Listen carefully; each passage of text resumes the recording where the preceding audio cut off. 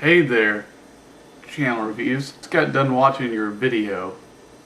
Part 2 of your attack on Lisa Nova Does YouTube. And I gotta say, just like always, you did a good job of pointing out why people should not really be letting go of the whole spamming issue, and that it's still an issue. But I have to disagree with you that I agree that Lisa Nova doesn't deserve a fair amount of good credit for hoaxing the YouTube community because she didn't do it in any clever way, but I have to debunk the notion that pulling off a hoax, a successful hoax, is something that isn't really applaudable, and that you cite Andy Kaufman as a reason why. Because Andy Kaufman, at the time of his death, was unemployable, and he would not be remembered half as well had he not died. He would have sunk into obscurity. And I have to say, I disagree with that completely.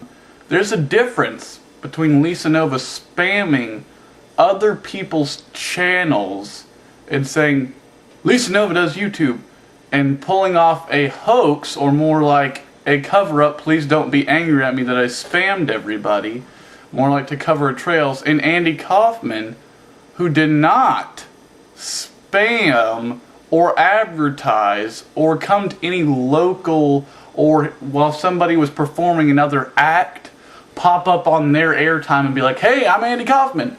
Andy Kaufman pulled hoaxes off on big companies, on shows like Fridays, which nobody would even remember if it wasn't for Andy Kaufman because the show sucked. It didn't hurt Fridays for that to happen. The show's ratings increased because of that. Andy Kaufman, all his crazy acts and zany moments were perpetrated on big time company TV. And the reason why he did it is because he hated ass kissing for sponsors. He hated not being able to have a direct relationship with the community, with the audience that he was trying to sell his craft to. He hated that. He didn't act that way on Saturday Night Live. He went out there and did his bit and did it well and killed. People still remember that performance that he did. And he was the shining light of that whole show. He helped Saturday Night Live have time to get its niche, and he defined it before any of the cast did what SNL should be about. I don't really call that just being a talentless guy because that only could pull off crazy hoaxes. I call that being a talent who hated playing up to sponsors and hated having to do what people told him to do because they thought that's the only thing he was good at. The reason why he hated doing the character on Taxi so long was he didn't hate it at first. He hated having to do it over and over again because they thought he was a one-trick pony. He only really screwed over people that were wanting him to do the same thing over and over again because he knew he could be successful and make money otherwise. That's why Andy Kaufman went one place. That's why Andy Kaufman, at the end of his career, before he got sick and got lung cancer, a freak occurrence of lung cancer, that's why Andy Kaufman went to pro wrestling. This battles your claim that Andy Kaufman would be unemployable and would have been out of work and penniless had he not died. Before you say, well, pro wrestling doesn't pay like Taxi. Actually, one night of pro wrestling in the Memphis Coliseum completely outdid the payment he was getting for one episode of Taxi. And I'll tell you why, because back then wrestling didn't work on contracts like it does now. Wrestling wasn't like a contract like Andy Kaufman does. 26 episodes of Taxi, gets paid lump sum. Wrestling at the Memphis Coliseum drew back then on a night-by-night basis. And since Andy Kaufman was always in the main event, he could get upwards to 25% of the gate profits because he was a celebrity and he was in the main event. And the rest of the card gets paid by what Andy Kaufman's name on the headline brings in. So I would like to say to you that Andy Kaufman was a huge success in pro wrestling because it cut out that middleman that he hated. It cut out that whole idea of sponsors not liking Andy Kaufman so companies on TV wouldn't hire him. people in pro wrestling would hire Andy Kaufman because they didn't have to kiss ass to sponsors back then. They weren't on anything other than regional TV. And if they were on anything other, which Memphis was, they had basically TV in the entire South. All they did was pay for it. It was basically like they paid for TV in blocks. So any advertising that came on was not benefiting them, so they didn't have to kiss ass to any sponsor, basically. It was just like TV back then was an advertisement for live shows. They didn't make money off of it like the WWE does now. So, Andy Kaufman was good for them. They didn't care if sponsors didn't like Andy Kaufman because he was bringing in huge crowds. And the Memphis Coliseum is a huge thing. Hulk Hogan recently main evented a show at the Memphis Coliseum and he drew 6,000 people there.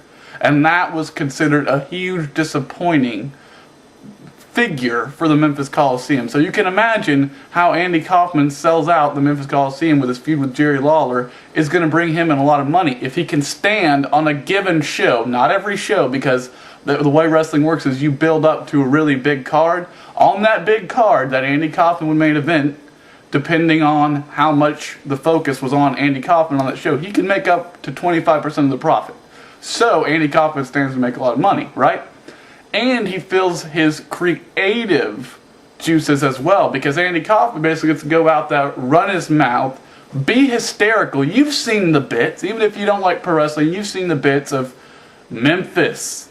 This is toilet paper. You use it for, insert what you use it for. By the way, Andy Kaufman would have been for YouTube, because YouTube is artist to audience, just like pro wrestling was back then. Artist to audience. The artist has a chance to make a name for himself. Granted, he doesn't get the biggest push from advertisers, but then he doesn't have to kiss their ass either. Or she doesn't have to kiss their ass either. So I think that Andy Kaufman, by his examples that he did in pro wrestling, when he was free to do what he wanted, he didn't screw them over. When he did his thing, he didn't go over, he didn't beat any established talent. He only helped them by getting them wider recognition. He didn't beat Hulk Hogan in some ridiculous fashion, because Hulk Hogan, little known fact, was wrestling in Memphis. He didn't go over anybody. All Andy Kaufman did was wrestle random generic women, not even established women wrestlers like Sherry Martel or Leilani Kai or Fabulous Moolah or something like that. All he did was say, I picked a woman out of the audience, and of course it was a plant. It was just some random generic women's wrestler who wanted to make a name, so it just kind of like they're happy to be there regardless. And all it did was good for Memphis. And this brings us back to your point that you think hoaxes are only momentary things that will rise your popularity up to the roof, but then cause an immediate backlash.